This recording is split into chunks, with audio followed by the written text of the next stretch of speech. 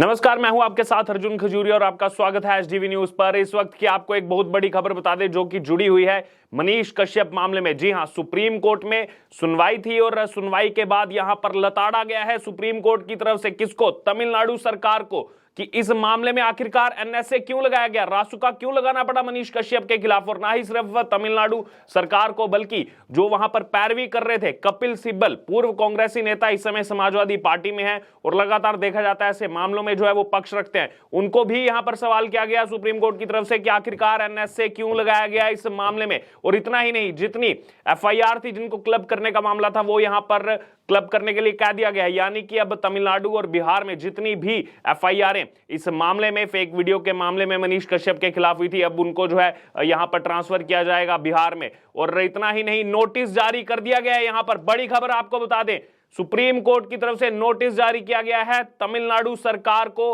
और जवाब मांगा गया है कि आखिरकार कैसे आपने इस मामले के अंदर जो है एनएसए लगा दिया। इसको लेकर के अब जवाब देना होगा और अगली जो तारीख दी गई है यहां पर सुप्रीम कोर्ट की तरफ से वो एक हफ्ते बाद की, यानी कि अब इस मामले में 28 अप्रैल शुक्रवार के दिन जो है सुनवाई होगी। लेकिन यहां पर अब बड़ा सवाल भूमिका पर खड़ा होता है बिहार सरकार और तमिलनाडु सरकार पर, क्योंकि जब यह सुनवाई चल रही थी तो देखा जा रहा था बिहार सरकार और तमिलनाडु सरकार एक दूसरे को लगातार जो है वो बैकएंड पर सपोर्ट करने का काम कर रहे थे। और बार बार जो है यहां पर कोर्ट की तरफ से पूछा जा रहा था आखिरकार ऐसा क्यों किया जा रहा है, एनएसए इस पर क्यों लगाया जा रहा है। और एफआईआर को क्लब करने की जब बात चल रही थी तो उस समय भी कपिल सिब्बल जो वहां पर दलीलें पेश कर रहे थे उसको भी लगातार जो है यहां पर सवाल किए जा रहे थे कि आखिरकार ऐसा क्यों किया जा रहा है, क्यों जो है वो तमिलनाडु ले जाया गया जबकि बिहार का रहने वाला है मनीष कश्यप। आइए आपको अब विस्तार पूर्वक बताते हैं पूरा दरअसल क्या इस सुनवाई में हुआ है। सबसे पहले जो है इसको लेकर के मनीष कश्यप मामले में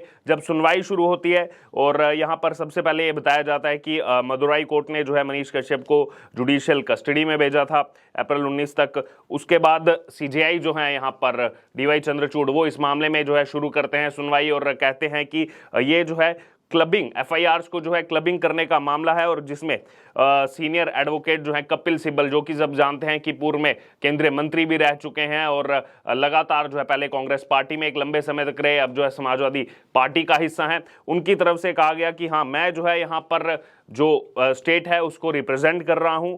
और उसके बाद जो सीनियर एडवोकेट सिद्धार्थ दवे हैं जो यहां पर पेश हुए मनीष कश्यप की तरफ से, उनके वहां से कहा गया कि पहला जो है यहां पर एफआईआर जो है वो बिहार में दर्ज हुई और इसके बाद जो है एनएसए का मामला। जी हां, बार बार जो लोगों की नजरें हैं कि एफआईआर तो यहां पर की गई है, उससे पहले भी बहुत सारे मुकदमे जो है दर्ज हुए, लेकिन यहां पर मुख्य जो भूमिका है वो है एनएसए को लेकर के, नेशनल सिक्योरिटी एक्ट को लेकर के, कि आखिरकार ऐसा क्या जघन्य अपराध जो है मनीष कश्यप ने कर दिया कि उसके खिलाफ एनएसए लगाना पड़ा। और एनएसए तभी लगाया जाता है, राष्ट्रीय सुरक्षा कानून वो तभी लगाया जाता है जब देश को उस शख्स से खतरा हो। तो बार बार ये सवाल हम पूछते रहे हैं कि क्या मनीष कश्यप से देश को सच में खतरा है। और बार बार लोगों की तरफ से यही कहा जाता है कि ये जानबूझ करके बिहार सरकार जो है प्रताड़ित करने के लिए मनीष कश्यप को, जिस हिसाब से मनीष कश्यप लगातार पोल खोलने का काम जो है वो कर रहा था बिहार सरकार का, आरजेडी जेडीयू गठबंधन सरकार का लगातार जो है पोल खोलने का काम जो है मनीष कश्यप की तरफ से किया जा रहा था। तो ये जानबूझ करके अपना जो है यहाँ पर पर्सनल ग्रजेस निकालने के लिए बिहार सरकार की तरफ से और तमिलनाडु सरकार के साथ मिलकर के किया जा रहा है। क्योंकि आपको बता दें तमिलनाडु में किसकी सरकार है? DMK plus Congress. जी हाँ, डीएमके कांग्रेस की कोलिशन सरकार इस समय जो है तमिलनाडु में चल रही है और लगातार इन दोनों की जो जुगलबंदी है, चाहे बिहार सरकार हो तमिलनाडु सरकार हो, वो इस मनीष कश्यप मामले में देखने को मिल रही है। और वहीं आपको बता दें एनएसए को लेकर के लगातार जो है यहां पर देश भर की नजरें थी, जनता जानना चाहती थी कि क्या एनएसए हटाया जाएगा। तो अब ये जो है नोटिस जो है यहां पर जारी किया गया, ये एक बड़ी अहम बात जो है देखने को मिल रही है कि एक हफ्ते बाद जब दोबारा से सुनवाई होगी तो इसमें क्या आखिरकार कहा जाएगा तमिलनाडु सरकार की तरफ से कि एनएसए क्यों लगाया गया, क्या उसमें जो है यहां पर पेश किया जाएगा सुप्रीम कोर्ट के सामने। क्योंकि लगातार लोगों की आवाज यही आ रही है कि एनएसए जो है वो हटना चाहिए मनीष कश्यप से, और क्यों इतनी देर तक हिरासत में रखा जा रहा है। बार बार अगर आप खोल करके सोशल मीडिया इस समय देखेंगे तो लोग एक कंपैरिजन कर रहे हैं, वो किसके साथ कर रहे हैं? पवन खेड़ा के साथ, कि पवन खेड़ा को इतनी जल्दी उसकी जो है एफआईआर भी क्लब कर दी जाती हैं, इतनी जल्दी जो है यहां पर जमानत भी मिल जाती है, इतनी जल्दी सुनवाई भी हो जाती है, लेकिन मनीष कश्यप क्योंकि एक आम इंसान जो अपने खुद से इंजीनियरिंग करने के बाद जो है इस डिजिटल मीडिया की फील्ड में आया, आकर के खुद जो है इतनी मेहनत करके आगे बढ़ा, उसको जो है जानबूझ करके इतना प्रताड़ित किया जा रहा है और क्यों जो है इतने लंबे समय तक रखा जा रहा है, ना ही जमानत मिल रही है, उल्टा रासुका जो है वो यहां पर अलग लगा दी गई है। तमिलनाडु सरकार की तरफ से। तो इसी भूमिका को लेकर लगातार सवाल उठाए जा रहे थे। अब ये सवाल जो है सुप्रीम कोर्ट ने भी तमिलनाडु सरकार से उठा दिए हैं। बहरहाल अब यहां पर आपको बताते हैं आगे इस सुनवाई में क्या हुआ। दवे की तरफ से कहा गया, सीनियर एडवोकेट दवे की तरफ से, कि 6 एफआईआर जो है वो तमिलनाडु में है, 4 एफआईआर जो है वो बिहार में है। फिर उसके बाद यहां पर पूछा गया सीजेआई की तरफ से कि तमिलनाडु की तरफ से या फिर बिहार सरकार की तरफ से कौन जो है यहां पर पेश हुआ है। तो उसमें कपिल सिब्बल कह रहे हैं कि मैं ही जो है उनकी तरफ से पेश हुआ हूं। उसके बाद सीजेआई सीधे यहां पर सवाल पूछते हैं सिब्बल से कि NSA, national security act, Sibbal ji क्या है ये, व्हाट इज दिस।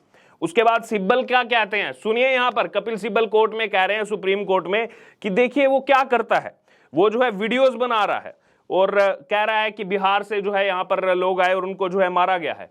तो यहां पर फिर से सीजेआई कड़े शब्दों में पूछते हैं कपिल सिब्बल से कि एनएसए क्यों, why NSA, national security act क्यों।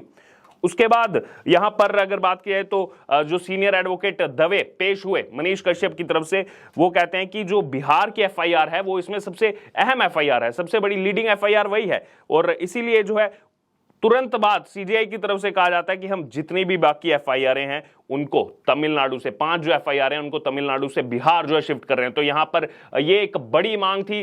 जब हमने मनीष कश्यप के रिश्तेदारों से भी बात की तो उनका ये कहना था कि सबसे पहले उसको तो तमिलनाडु से बिहार शिफ्ट किया जाना चाहिए, वो यहां पर अब शिफ्ट करने के लिए कह दिया गया सुप्रीम कोर्ट की तरफ से। लेकिन इस बीच भी कपिल सिब्बल को वहां पर जो है बुरा लगा। कपिल सिब्बल इस चीज को लेकर के कह रहे हैं कि नहीं नहीं, ये तो अलग अलग इंसिडेंट है और इसलिए जो है बिहार जो है वो कह रही है कि इसमें अलग जो है जांच हो, तमिलनाडु जो कह रही है वो अलग जांच हो। लेकिन आपको बता दे कि यहां पर ये जो सभी एफआईआर हैं वो उसी इंसिडेंट को लेकर के, लेकिन कपिल सिब्बल ने बचाने का तो प्रयास किया, कोशिश किया कि जो है तमिलनाडु वाली तमिलनाडु में सेपरेट रहें और बिहार वाली अलग सेपरेट रहे। लेकिन वहां पर जो बेंच बैठी हुई थी उसने एक भी नहीं सुनी कपिल सिब्बल की। उसके बाद जस्टिस जो नरसिम्हा है वो यहां पर पूछते हैं कि क्या ये फेसबुक पर पोस्ट की गई हैं, और उसको लेकर के कपिल सिब्बल कहते हैं कि वो जो है तमिलनाडु जाता है और कहता है कि तमिलनाडु के जो लोग हैं वो बिहारियों को मार रहे हैं। उसके बाद सीजेआई यहां पर पूछते हैं कि क्या सारी वीडियोस फेसबुक पर हैं। उसके बाद जवाब सुनिए, कहा जाता है कि क्या सारी वीडियोस फेसबुक पर हैं, कहां डाली गई हैं। तो कपिल सिब्बल का जवाब सुनिए, he is a politician, 60 lakh follower हैं मनीष कश्यप। तो यहां पर सवाल यह बनता है कपिल सिब्बल से कि आपको दिक्कत किस चीज से है, 60 लाख फॉलोअर से, या फिर वो जर्नलिस्ट जो है वो जिस तरह की पोल खोलने का काम कर रहा है तो उसको आप सीधे पॉलिटिशियन बता देंगे।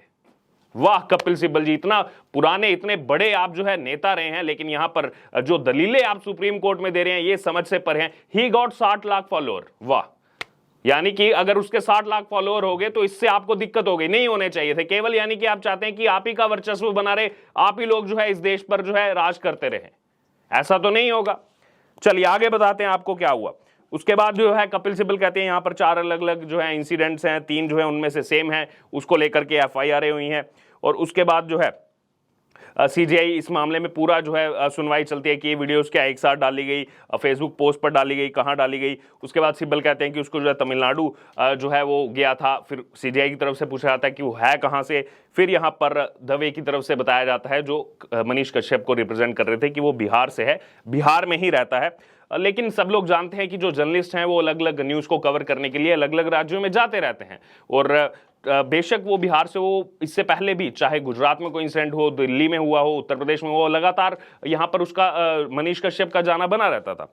उसके बाद जो है यहाँ पर सीजेआई की तरफ से बार बार इस मामले में पूछा गया कि वो कह रहे हैं कि वो तमिलनाडु गया, और उसके बाद दवे की तरफ से कहा गया, दोबारा से आपको बता दे, फिर से जो चैलेंज किया गया वो एनएसए को लेकर के कहा गया कि एडिशनल जो है ग्राउंड एफिडेविट पर जो मैटर ये फिक्स किया गया, एनएसए क्यों यहां पर जो इन्वोक किया गया। उसके बाद सीजेआई कहते हैं कि हम जो है नोटिस इशू कर रहे हैं और चैलेंज कर रहे हैं प्रिवेंटिव डिटेंशन ऑर्डर का, और सभी ट्रांसफर जो है वो बिहार में जो है एफआईआर जो है उनको ट्रांसफर किया जाए। और उसके बाद काउंसिल फॉर बिहार की तरफ से क्या यहां पर कहा जाता है कि वो हैबिचुअल ऑफेंडर है। कौन? मनीष कश्यप हैबिचुअल ऑफेंडर है, 8 केस हैं उसके खिलाफ, और उसमें जो है एक सेक्शन 307 के तहत भी है।